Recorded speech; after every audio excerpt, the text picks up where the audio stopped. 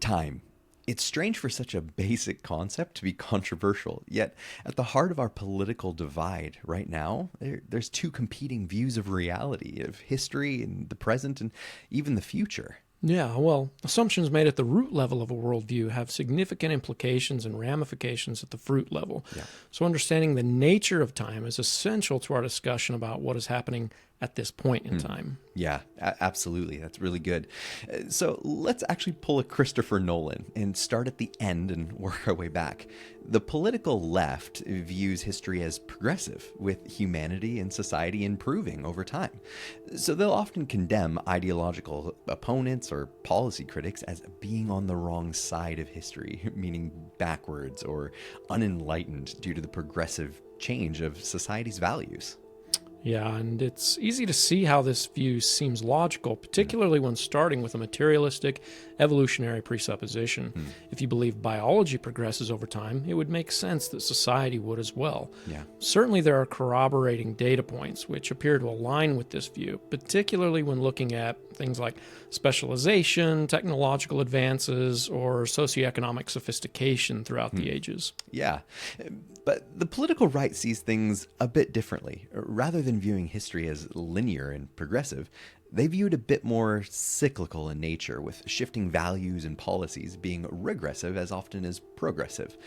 To a conservative, history isn't civilization's awkward and embarrassing teenage years, which we've moved on from, but rather they're actually a study of our collective successes and failures, which we should learn from, honor, and preserve. Yeah, in this view, the concept of evolutionary progress is largely eschewed. So history isn't cast in a negative light because humanity isn't viewed as inherently better today than it was yesterday. Consequently, historical and even ancient systems, ideas, structures, and values can actually be superior to modern ones, and therefore should be conserved rather than abandoned. Yeah. To some degree, this paradigm can even hold the opposite of view, taking a more second law of thermodynamics approach to history, believing that as complex systems, such as governments and societies, age, they gradually break down and decay rather than improve.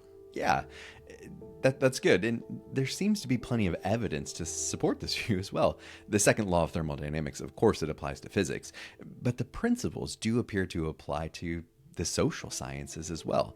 One of the great seminal works of anthropology is The Collapse of Complex Societies by Joseph Tainter, which describes how over time, as complexity in a society increases, they become less efficient, they break down, and eventually collapse under their own weight. Yeah. So there is legitimacy to the view that as societies and civilizations age, they lose energy, they decay, and succumb to entropy. Yeah, nations rise and fall. Yeah. This is one of the most undeniable and fundamental truths of human history. Yeah.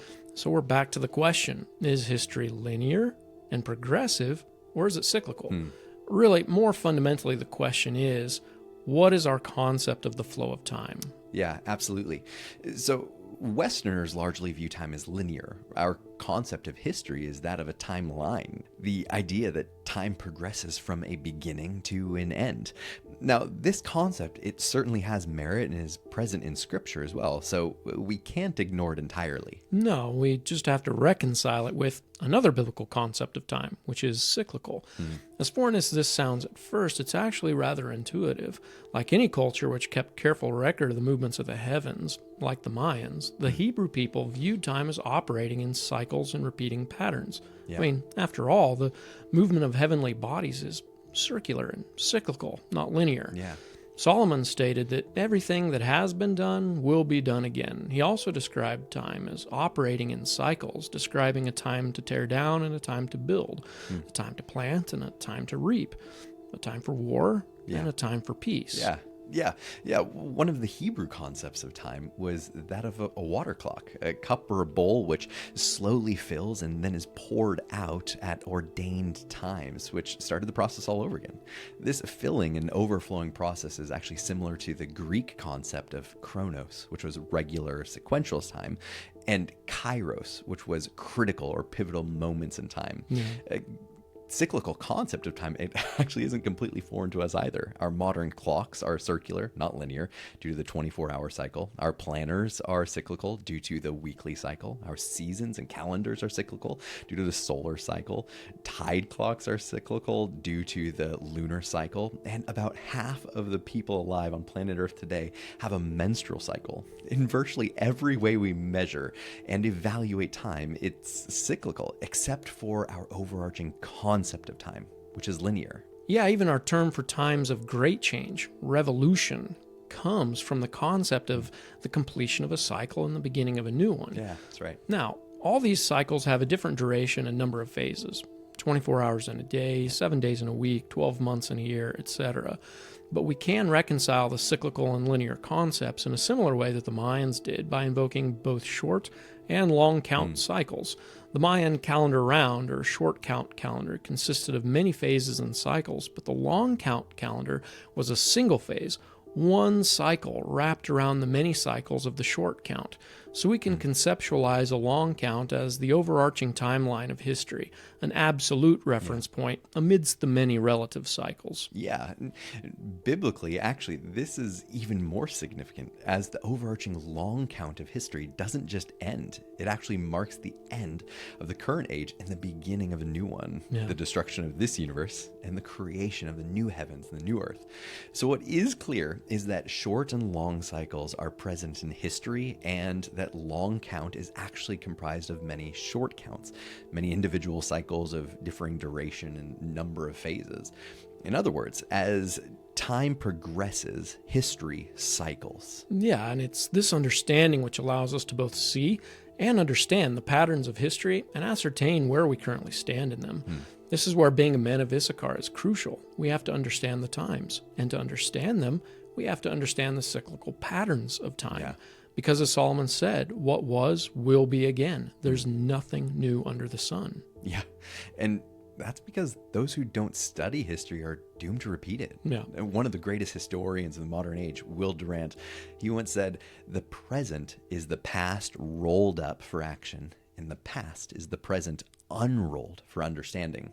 And even the 19th century socialist Edward Bellamy said, "Human history, like all great movements, was cyclical and returned to the point of beginning. The idea of indefinite progress in a right line was a chimera of the imagination, with no analog in nature." Yeah, human progress is largely a myth. Humanity is as fallen and flawed today as it ever was at any point in history. I mean, as Winston Churchill put it, the power of man has grown in every sphere except over himself. We have certainly made technological advancements and have increased civilizational complexity and sophistication over time. But those are double-edged swords, which can quickly be our undoing as they enable the mistakes of history to repeat themselves on an even grander stage and scale. Hey, I'm Josh. And I'm Joshua. Thanks for watching, and we hope this second installment was timely for you. And join us in the next segment as we discuss the sociological cycle in our current season of crisis.